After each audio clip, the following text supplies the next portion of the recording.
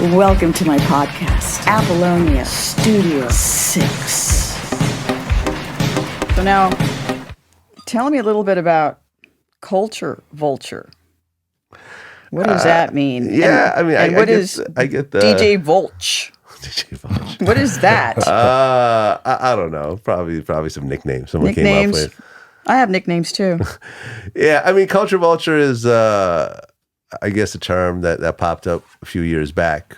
I guess someone who people feel take from hip hop and don't give back, or aren't really part of the culture and just try to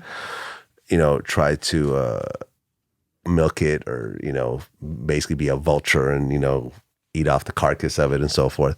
Obviously there's a racial element to it. Being white in a predominantly black art form, you're going to get that. Whether it's me or Steve Rifkin, who started Loud Records and signed Wu-Tang. I've gotten it. Yeah. Or Leo Cohen, who used to be the president of Def Jam and started 300 and I think the head of YouTube Music now, like Joey IE, like the list goes on and on about white guys who are called culture vultures in the art form.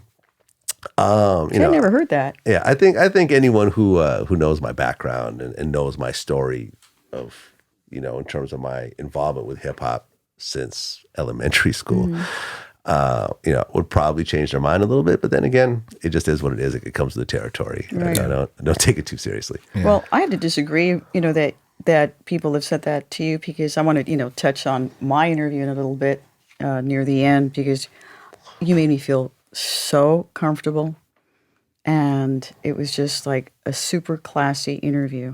Thank you. And it's still like that interview, like the full interview, because we release it with clips in the beginning, but the full interview, and I've been checking, is still like a trending top interview on our YouTube channel. Like still, it's still getting I don't know, 30, 40,000 views a day consistently. Wow. Wow. Yeah. Thanks for watching. People are still watching. So I assume that people have been reaching out and kind of. Yes. Yep. Yes, they have. Yeah, because I know when an interview does well and when it doesn't. I think like this one in particular. A lot of times when I interview, because we're really kind of at our core a hip hop channel. So when I interview people outside of hip hop, I have to let sort of YouTube do its job and let like their fans or the fans of someone associated with them, like a Prince, sort of find that interview later on. So initially you may not do massive numbers, but as the Apollonia fans and the Prince fans and the Rick James fans and all the other topics that, the Dave Chappelle fans or whoever else finally finds it, that's when it starts to kind of take off over time. And over time, millions of people watch it. Yeah. Since we're on it, I did the interview and you made me feel comfortable. There was this transparency. And I know we were talking about it before we got started on this show. And I remember thinking, as an actor, you do your scene, you hit your marks and, they yell, cut. And then you forget what you did. Yeah. Your director's like, I was in the moment. And I felt that with you because of the way that you were so kind and the questions, you did your research. You asked about my family and it was just like, and that's the very first time that I really opened up in an interview. I'm going to get choked up again. Talked about, Prince, losing Prince, almost losing myself in that process. My mother was dying when Prince, transitioned, and then I couldn't tell her. So all these questions that you had, I was so open, for the first time in many years. I learned from Prince to be mysterious, not to give interviews. I was the one that went out. He never did interviews, right? Well, he did a few. No, yeah, you're right. I saw. Yeah, I think I remember later on. I think he did a few, but very few. For like 84, he had me going out doing all of his interviews. So which was wonderful for me because he trusted that I knew how to, drop his pearls of wisdom for his purple public. But thank you again for having me on your show. It was enlightening. I learned so much about myself. That it's time for me to speak about my life and Prince and my family.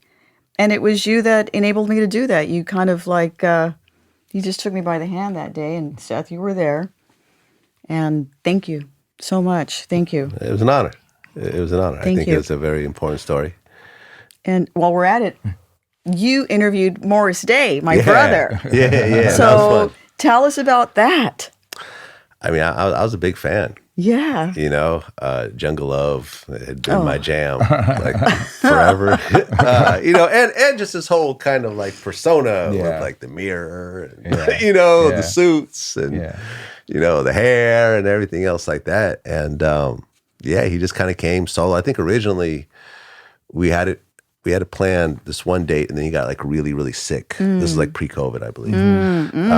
He got really, really sick, but then, you know, we rescheduled, and we came in, and, you know, just a very dope story. And I feel like Morris didn't really hold back. You know, I mean, he called Prince cheap. You know, he talked about the money problems. Yeah. He talked about how him and Prince stopped rocking with each other, and you know how he didn't really, you know, when Prince got more religious, he wasn't really, you know, he didn't want to go along on that journey. And, you know, it was like, you know, a lot of times when someone passes away, a lot of people feel like, you know, all their imperfections just are gone and they're this perfect human being. Yeah. And, you know, and that's just not reality. Yeah. You know, so it's nice to really speak to someone who really keeps it 100 and, you know, talks about someone, you know, their good side and their bad side. Yeah. You know, just like we all have. Yeah. But that was a great interview. I'm glad he came in and did that. Mr. Morris Day. Welcome to my podcast, Apollonia Studio 6.